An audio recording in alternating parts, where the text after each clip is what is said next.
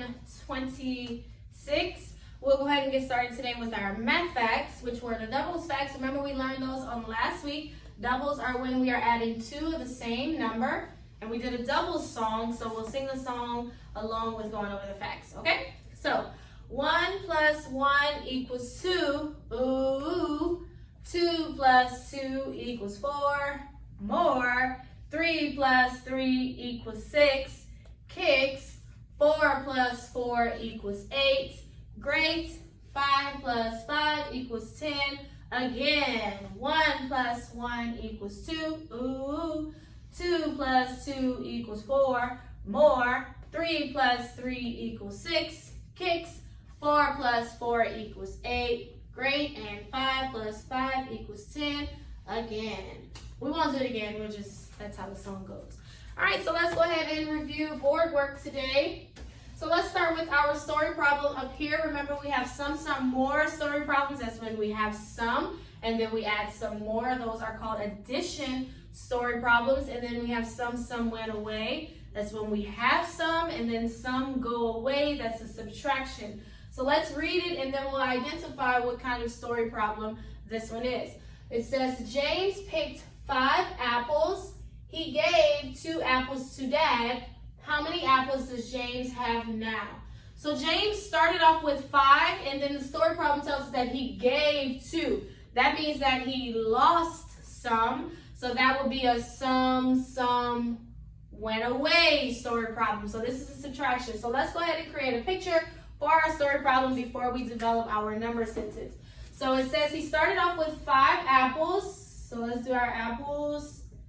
Yeah, these are more like hearts, but they'll be apples today. Apples, okay? And then it says he gave 2 apples to Dad. So whenever we have a some went away, I have to subtract 2. I have to X out 2. So let's go ahead and X out 2 of those apples. How many does he have remaining? 3. Let's create a number sentence. So this is only using numbers. We are creating a math fact. So James picked 5, so that's our first number. He gave, that means we're minusing, we're subtracting, he's losing. So 5 minus, how many did he give? 2.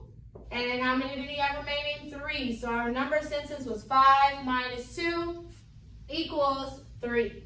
That's our number sentence for this story problem. So you will start to have story problems in your book, and you will have to start creating number sentences for your story problems. So always read your problem first. Identify whether it's a some more or some away. After that, you can start to create your picture. Then you're able to create your number sentences, okay? It's a process. All right, next, let's go ahead and review patterns. Remember, a pattern is whenever something is set up in an order that repeats itself. It's when you have something in a certain sequence. So I have a number pattern and I have a shape pattern here. Let's start with my number pattern. So it says 4, 8, 4, 8. What will be the next number? 4, and then 8, and then 4. Next, we have a shape pattern. So we have heart, heart, square, square. So heart, heart, square, square. What will be next? Heart. Then I would say heart again. And then square. Good job. So today, after you finish your workbook page, you can create your own pattern today. It could be a number, a shape, a letter pattern, anything you want it to be, as long as it has a repeating order, okay? You can't just put like all kinds of numbers, but there's no pattern to it. So patterns have to have a certain order. Next, let's go ahead and make number sentences from seeds and our apple. We learned that on last week. All right, so on this side of my apple, I have 2 seeds. And on this side of my apple, I have 3 seeds. Let's make a number sentence. So I would say 2 plus 3 equals 5. 2 plus 3 equals 5. Next, let's do 7 seeds. That's a lot, 7. Okay, 7 seeds on the left side of my apple. And then I'm not going to put any on the right side of my apple. So let's create a number sentence. So I have how many on this side? 7 plus. So what would I put here? I So that means 0. Remember, 0 means nothing. When you have nothing, that means 0.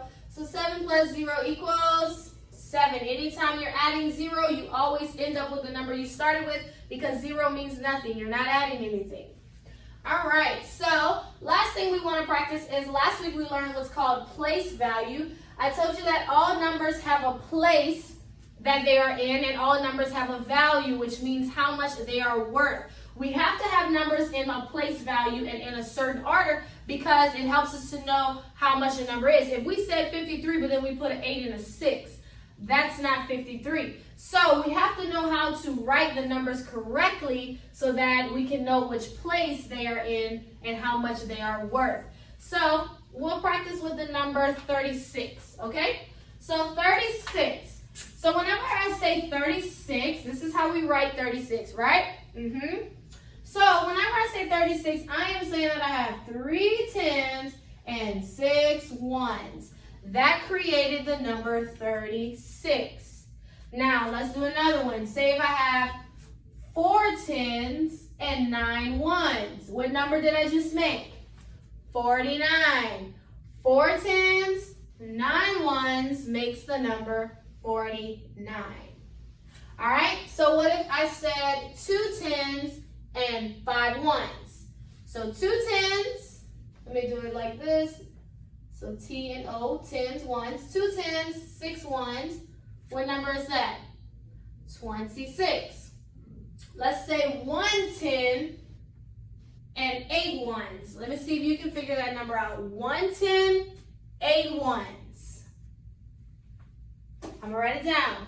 1 10, 8 1s. Look what number that is. 18. Okay, so that's called place value. All numbers have a place and how much they are worth. When we do our Zoom on Thursday of this week, we will practice identifying and knowing which number it is by me giving you the 10s and the 1s.